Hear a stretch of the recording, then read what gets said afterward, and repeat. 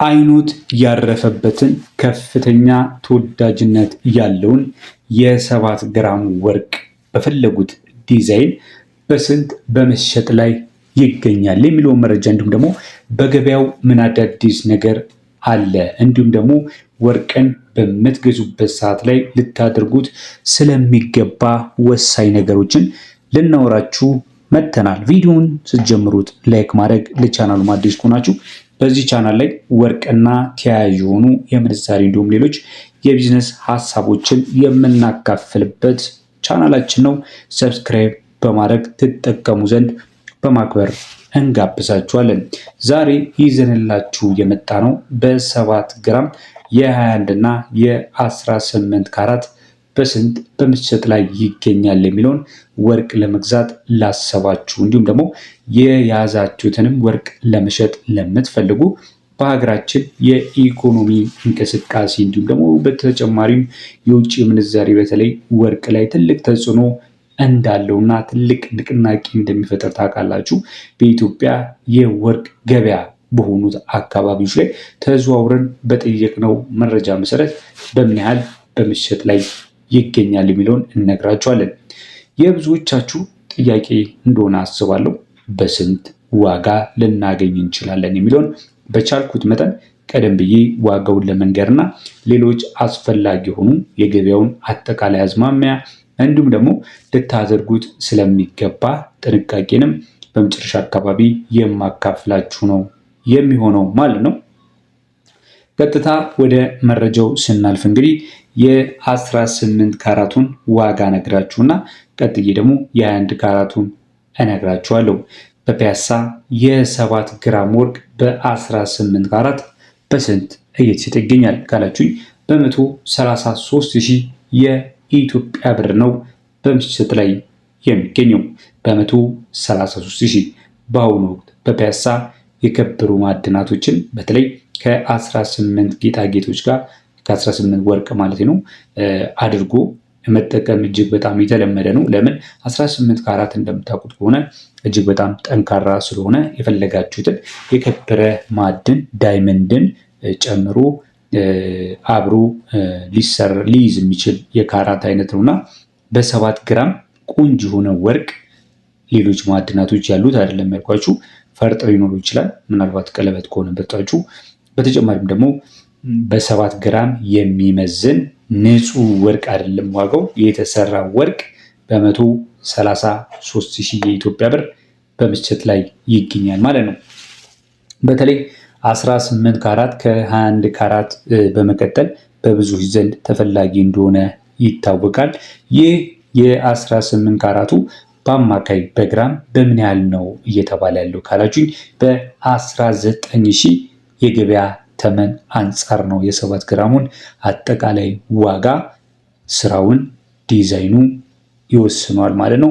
ምናልባት የተለየ ውስብስብ ዲዛይን የመረጣችሁ ከሆነ ምናልባት ከ19,000 ከፍ ሊል ይችላል። ብዙም አነስተኛ የሆነ ዲዛይን የሚኖረው ከሆነ ደግሞ ከ19,000 ዝቅ ሊል ይችላል።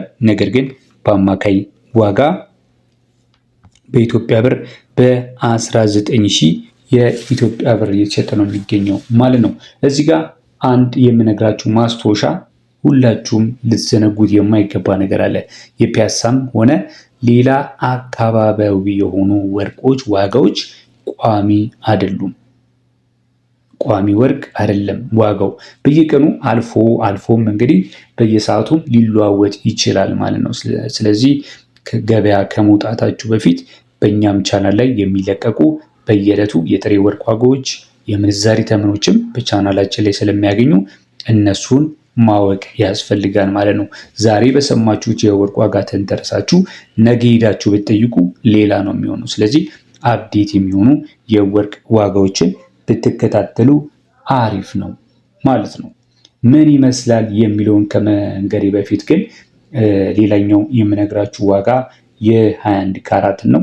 21 ካራት በ168,000 የኢትዮጵያ ብር ነው በመሸጥ ላይ የሚገኘው። በ168,000 በግራም በምን ያህል ነው የተተመነው ካላችሁ በ24,000 በግራም ተተምኖ 7 ግራሙ በ168,000 እየተሸጠ ነው የሚገኘው ማለት ነው። ተመልካች አድማጮቻችን እንግዲህ እየተከታተላችሁ ያላችሁት የተሰራ ወርቅ ዋጋ በ7 ግራም በምን ያህል በመሸጥ ላይ ይገኛል የሚለውን እየተከታተላችሁ ነው የምትገኙት። ቪዲዮን እያያችሁ ታዲያ ላይክ ካላደረጋችሁ ላይክ፣ ቻናላችንም አዲስ ከሆናችሁ ቻናላችንን ሰብስክራይብ በማድረግ ቤተሰብ ሁኑ።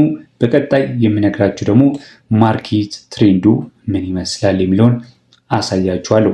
በአሁኑ ወቅት በፒያሳ ያለው የወርቅ ገበያ ምን ምን ባህሪያቶችን ይዟል ብላችሁ ከጠየቃችሁኝ ምንም ሊረጋጋ አልቻለም። በተለይ ደግሞ የዋጋ መናር አለ፣ አለመረጋጋት አለ፣ የዓለም አቀፉ የወርቅ መጨመር አለ፣ እንዲሁም ደግሞ የሀገር ውስጥ የውጭ ምንዛሪ ሁኔታ የወርቅን ዋጋ ወደ ላይ እንዲያቀና አድርጎታል።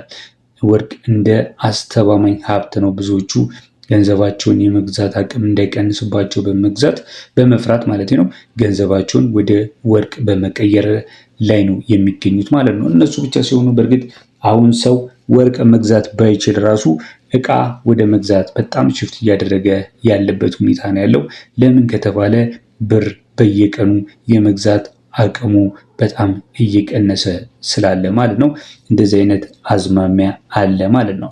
በተጨማሪ ይህንን 7 ግራም ወርቅ ስትገዙ ገበያ ስትወጡ ምን አይነት ጥንቃቄ ማድረግ አለብን ለምትሉኝ ማድረግ ያለባችሁን ጥንቃቄ ቀጥሎ ደግሞ እነግራችኋለሁ። 4 ወሳኝ የሆኑ ጥንቃቄዎች አሉ። እነሱን ጥንቃቄዎች ካደረጋችሁ እጅግ በጣም ወሳኝ የሆነ ነገር ነው። የመጀመሪያው ትክክለኛውን ልገዙ ያሰባችሁትን ካራት አይነትና ክብደት መለየት። 7 ግራም ከሆነ 7 ግራም፣ 18 ካራት ከሆነ 18 ካራት፣ 21 ካራት ከሆነ 21 ካራት የምትገዙትን ወርቅ ትክክለኛነትን መለየት የምትችሉበት የተለያየ ሁኔታዎች አሉ። ማህተም ሊሆን ይችላል። በዲጂታል ሚዛን መዝናችሁ ግራሙ ማወቅ ይችላል። እነዚህ ነገሮች በደንብ ማረጋገጥ ይኖርባችኋል ማለት ነው። ሌላውና ሁለተኛው ነገር ደግሞ ህጋዊ ደረሰኝ መቀበል። ህጋዊ ደረሰኝ ላይ ምን አለ ካላችሁ ግራም አለ፣ ካራት አለ፣ የዕለቱ ዋጋ አለ። የሱቁ ስም መጻፉንም ማረጋገጥ ይኖርባችኋል። ደረሰኙ ወርቁን ለመሸጥም ለመለወጥ አስፈላጊ ስለሆነ ማለት ነው። በተጨማሪም ነግራችሁ ደግሞ ወርቅን በምትገዙበት ሰዓት ላይ ከታወቀ ሱቅና ከህጋዊ ሱቅ ብቻ ግዙ። መንገድ ላይ ፍቃድ ከሌላቸው ሰዎች መግዛት አይኖርባቸውም። ሌላው በመጨረሻም ነግራችሁ ሁሌ እንደምላችሁ ሱቆችን ማወዳደር። አንድ ሱቅ ብቻ ገብታችሁ የተለየ ዋጋ ከነገራችሁ ሌላኛውን ሱቅ በመግባት እንዲሁ ውድድር ስለሆነ ከሱቅ ሱቅ የተለየ የሆነ ዋጋ ስለሚነግራችሁ ያንን ቼክ ማድረግ አለባችሁ። ወርቅ መግዛት ውበት ብቻ ሲሆን ለነገ የሚሆንም ቁጠባ ስለሆነ በቂ መረጃ ያዙ። በእኛ ቻናል ላይ የሚወጡትን ሁሉንም መረጃዎች ተከታተሉ። ሰብስክራይብ አድርጉን። ለእናንተ የዕለቱን ዋጋ ሁልጊዜ እያጠናን እንነግራችኋለን። እናንተም ደግሞ ዋጋውን አጥንታችሁ መንቀሳቀስ ብልህነት ነውና ያንን አድርጉ።